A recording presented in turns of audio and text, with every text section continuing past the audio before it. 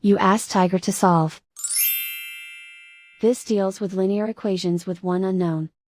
The final result is x equals 1 over 22. Let's solve it step by step. Simplify the expression. Expand the parentheses. Simplify the arithmetic.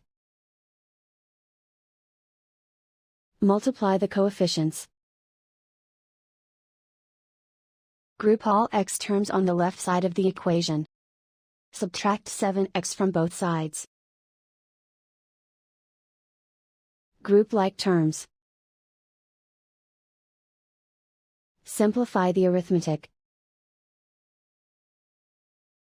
Group like terms. Simplify the arithmetic. Group all constants on the right side of the equation. Subtract 6 from both sides. Simplify the arithmetic.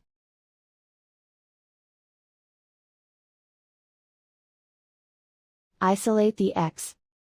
Divide both sides by -22. Cancel out the negatives.